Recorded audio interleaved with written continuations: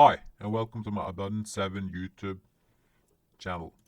Today I want to talk about taking initiative to social gatherings.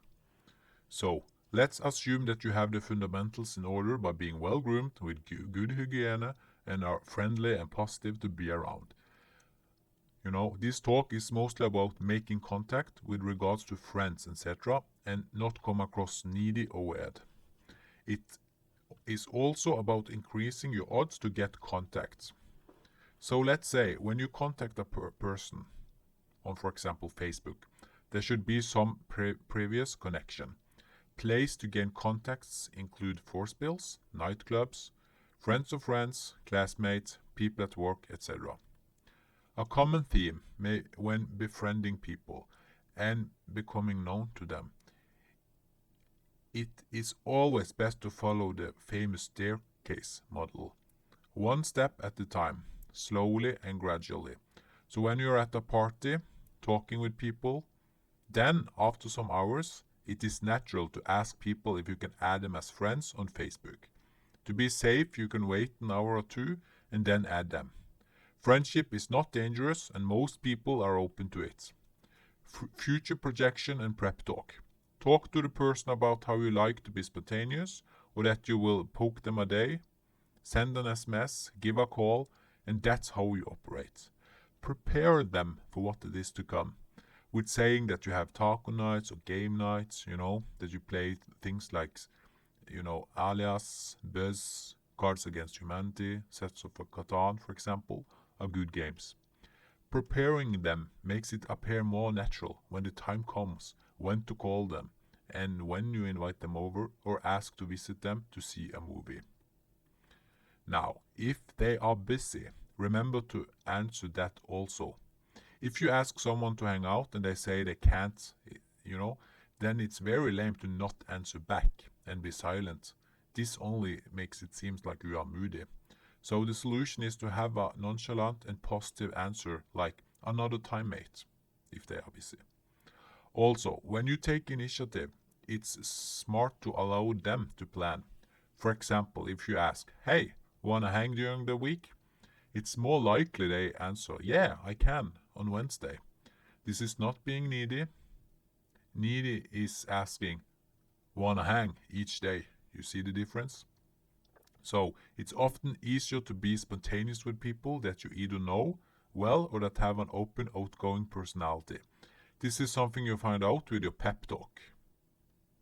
There is also a scale between new friends, soon to be friends, and old friends. For new friends, it's better to arrange something attractive, like a taco night, because they see that you have a party group that they can join, they come into your world. If then they don't come, you still have other peoples to hang with. So, that's for new friends. But for old friends, just hang out. It works fine as a question too. Asking for Snapchat has many benefits as chatting on the Snap is low-key compared to calling someone. After collecting people's snaps, which is best to do when you have them face-to-face, you start documenting your social life. This works well because the newbies, the new people that you are going to get to know, always see you with other people, and this is called social proof. And if you have prep talked them and send a chat on the Snap like, hey, I'm having a taco night today, like I mentioned the other day, it would be cool if you joined. That's a great example. Also, if there is a so-called long time no see period, you can contact the person because of a reason. For example, the reason may be if they have had a birthday, then you can make contact private on Facebook saying congratulations and start some talking from there on.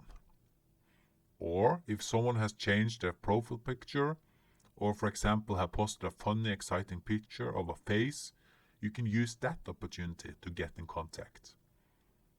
Another reason to contact them may be because you accidentally bumped into them. And you can state something like, ha ha ha, it was so crazy to suddenly see you today. Long time no see. So, invites gives options and friends because of previous snaps. for example, snaps on my stories. And it is friendly to invite people. You are offering something of value to another person while being friendly, polite, and inviting. And you probably request it. When this person and maybe some few other newbies join you, then take a snap with them also, after a few hours, of course. And the ones that couldn't make it to your appointment will see that you are having a good time with people. So when people invite you to gatherings and you can't make it, make sure you always say thank you for the invitation as a general rule. Say sentences like, glad you asked, would love to join another time, when people like you but can't make it, right? But there is a risk that some people may not like you. And then it's about a chemistry thing. What they will do is probably say they are busy and not say thanks mate another time. They'll just say it like very short, I'm busy.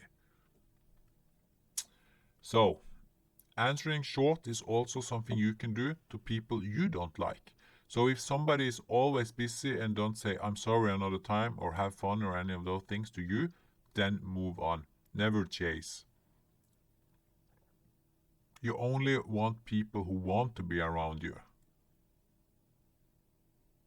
But this is something you should really notice on their vibe even before you ask them for their Facebook or Snap. Now, bear in mind that what I'm talking about here is nothing. It has nothing to do with sex or sexual agenda. It's pure social. I personally like to make a distinction between romance and friends and social networking. Friends and networking and having social gathering is one thing you do. And don't contact your, lover or friends with benefits to this. And by the way, she can't see your snaps from the events that you're on. That's okay. And you don't try to seduce and flirt with any of the girls on your events. Because when it comes to pickup and seduction and sex, you should always do this outside your social network, Use apps like Tinder, use the arena of nightclub, or other people's parties. Don't think too much of attracting and picking up girls in a social network. It can be a mess, if you're this kind of chasey guy. It's also very typical to average frustrated chump, average guys, to get a crush on female friends because they don't have abundance and other options. They are not used to having female in their lives. They are not used to having sex. So when they actually are around other females, like inside their own social group, they think too much about it and stress out. So that mentioned, there are other things to consider. And that is to always be positive, never backbite or spread rumors. Avoid people who suck energy. And as I said, if somebody contacts you that you don't like, just say you are busy. And be yourself, a positive person who spreads joy and humor. And to help you feel good and shine through those positive vibes, you can use tools and therapy tools like CBT and TRE, which I also have other YouTube videos about. Now, another concept I want to talk to you about is the concept of ghost people and ghost activities. Sounds spooky, right? You can ask a person, for example on Facebook, and say something like, hey, I'm driving to Centrum to eat some lunch. Want to join? And if they say yes, you then go and meet them in Centrum. And if they are busy, you can do other things. You see? So that's an example of a ghost activity. You're just mentioning something that will work if they say yes. Another concept is ghost friends. This is a risky one. This is when you state, hey, we are a group of people who are having a party at my place. And the trick is to say these same sentences to maybe 10, 20 people.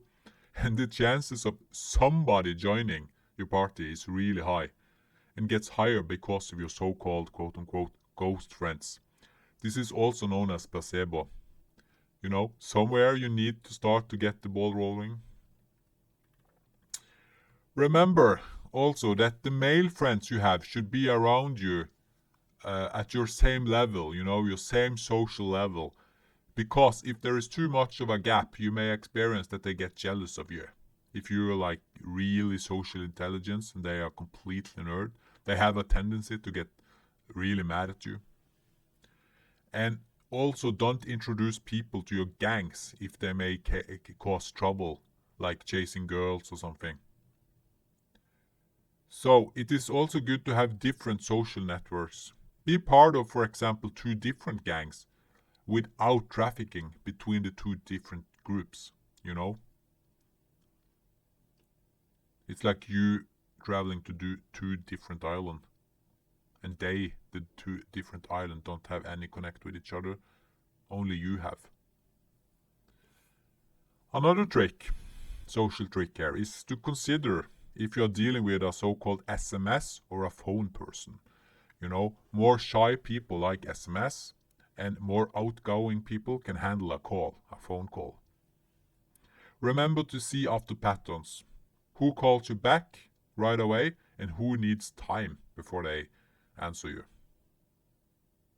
Also remember to never take more than 1 initiative at a time. You know, you call a person 1 time, not 3. And you wait until they respond. Alright, moving on. Understanding others' needs. Instead of suggesting what you want to do, suggest things that seems attractive to the other people. You know, this ties in together with listening. When you listen to gather information, you know what they like to do. You know what type of people they like to be around. And you know what type of topic they like to talk about. Use this information to plan better. Also remember that people will like you if you validate them. You know, you say that they seem important, cool and smart. The order you invite people in can also matter. Some people become more interested in coming to your event or party depending on who will be there. So, for example, guys will come if they see girls or their friends are coming. So if you're making an event on Facebook, you can talk to people on Messenger first, saying, I'm having an event, want to come? And the ones that you know very well will come, and they will be called the first wave. Often these are people who like you or know you the best. After figuring out who is coming, then you create an event on Facebook, and then invite all the people that you have conversed with one-on-one in Messenger. The reason you do it in this order is because of the witness effect. You know what I was talking about earlier? Social proof phenomena. So you get the first wave to come to your party first, the people you know best. Then, after they have confirmed to you that they are going to your party, you know it, they are coming. Remember to tell these people, the first wave, to click the coming button on Facebook so the other people can know and see who is coming. Now the ones you have been inviting, the so-called first wave, will all surprisingly click the coming button on Facebook after the events or party is created. And this is good. This makes you seem very popular.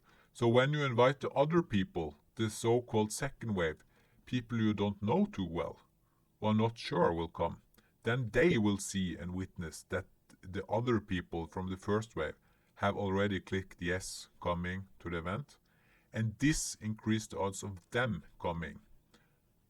So an example would be guys that will come because of girls are there from the first wave, or that they have some friends there from the first wave. A bonus of doing this successfully is that people will understand that you are the guy who can gather people.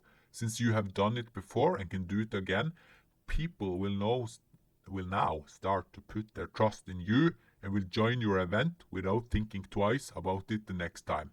And One of the reasons for talking to people one-on-one is to find out what is the best time. Ask a question like, is there a day next week that is better? And then you can pick that specific day that works best for the most amount of people. Just to compare, imagine you are inviting a bunch of people and everybody can see that nobody is coming. That sucks, right? So that's why it is smart to talk to people one-on-one and discover who wants to come, then invite them to a group that's created on Facebook when everybody is witnessing everything. If you like this talk, share it with your friends and they will also be in the know. Thank you.